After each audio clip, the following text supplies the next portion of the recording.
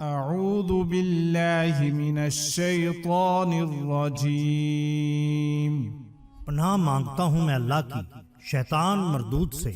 بسم اللہ الرحمن الرحیم، اللہ کے نام سے جو بہت مہربان اور نہایت رحم والا ہے۔ مسامرہ ٹی وی کے ناظرین اکرام، السلام علیکم۔ محترم ناظرین، ہم اپنی آج کی ویڈیو میں دو ایمان افروز واقعات آپ کے سامنے پیش کریں گے جو یقیناً آپ کے لیے دلچسپی کا باعث ہوں گے۔ بیان کیا جاتا ہے کہ کوئی شخص جنگل میں تھا، اسے ایک بادل نظر آیا، وہ اس کے ساتھ ایک آواز بھی سننے لگا۔ کوئی کہنے والا اس بدلی سے کہہ رہا تھا کہ فلاں شخص کے کھیت کو پانی دے۔ چنانچہ اس آواز کو سنتے ہی وہ اس بادل کے ساتھ روانہ ہوا اور ایک چٹیل میدان پر پہنچ کر دیکھا کہ وہ بدلی رک گئی جہاں اس نے خوب بارش برسائی۔ اس کا پانی جمع ہو کر ایک نالی کے ذریعہ بہہ چلا۔ یہ دیکھ کر اس شخص نے وہ آواز سنی تھی وہ اس پانی کے ساتھ ہو لیا۔ دیکھتا کیا ہے کہ وہ پانی اس نالی کے ذریعے سے ایک باغ تک جا پہنچا جہاں ایک شخص پھاوڑا لیے اپنے باغ میں پانی پھیر رہا تھا۔ یہ دیکھ کر اس شخص نے اس کا نام دریافت کیا تو اس نے وہی نام بتایا جو اس شخص نے بدلی میں سے سنا تھا۔ اس کے بعد باغ والے نے اس شخص سے دریافت کیا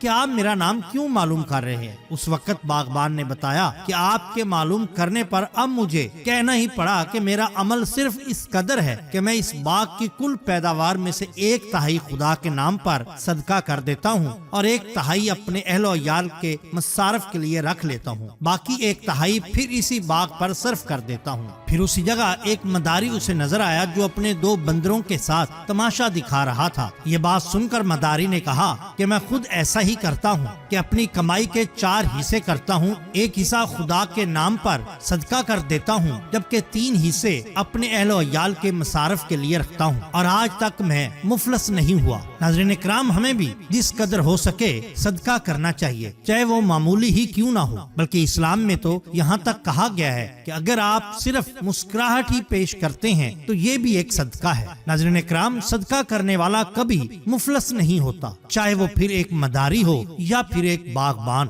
بالکل اسی طرح بیان کیا جاتا ہے کہ جب عالمگیر بادشاہ تخت نشین ہوا تو اس نے لوگوں کو بہت عطا کیا۔ ایک بہروپیہ بھی مانگنے کے لیے آیا، مگر عالمگیر عالم تھے، اس کو کس مد سے دیتے، اور ویسے بھی صاف انکار کرنا آداب شاہی کے اعتبار سے نازیبا ہوا۔ چپکے سے ٹالنا چاہا، اس سے کہا کہ انعام کسی کمال پر ہوتا ہے، تمہارا کمال کیا ہے؟ تم تو ناآشنا صورت اپناتے ہو لیکن پکڑے جاتے ہو۔ وہ دوبارہ گیا اور پھر بھیس بدل کر بادشاہ کے پاس آیا۔ بادشاہ نے اسے پھر پہچان لیا اور دھوکہ نہیں کھایا۔ اس نے کہا کہ جس دن تم مجھے دھوکہ دو گے انعام کے مستحق ٹھہرو گے۔ اتفاق سے عالمگیر بادشاہ کو سفر دکن درپیش تھا۔ بہروپیہ داڑھی بڑھا کر مقدس لوگوں کی صورت بنا کر راستے میں کسی گاؤں میں جا بیٹھا۔ کچھ روز کے بعد شہرت ہوئی۔ عالمگیر کی عادت تھی کہ جہاں جاتے علماء فقراء سے برابر ملتے، چنانچہ جب اس مقام پر پہنچے وہاں شہرت سن کر اول وزیر کو اس کے پاس بھیجا۔ وزیر نے کچھ مسائل تصوف اس سے پوچھے، اس نے سب کے سب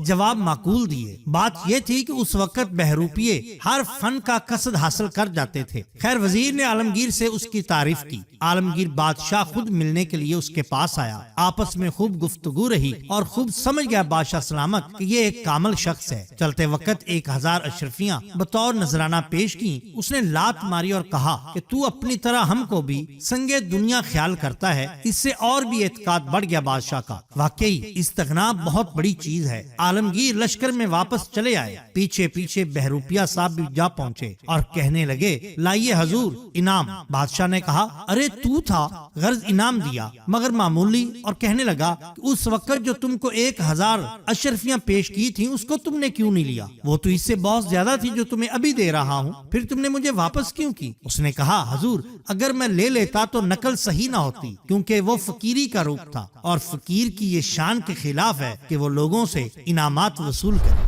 ناظرین اکرام، اگر آپ کو ہماری یہ ویڈیو پسند آئی ہو تو لائک کیجئے، سبسکرائب کیجئے ہمارے چینل مسامرہ ٹی وی کو، تاکہ ہم آپ کے لیے اور بھی بہترین ویڈیوز لا سکیں۔ اپنے دوستوں کا، گردنوا کے لوگوں کا بہت خیال رکھیے۔ اللہ اور اللہ کے رسول صلی اللہ علیہ وسلم سے بے حد محبت کیجئے۔ آپ کا بہت شکریہ۔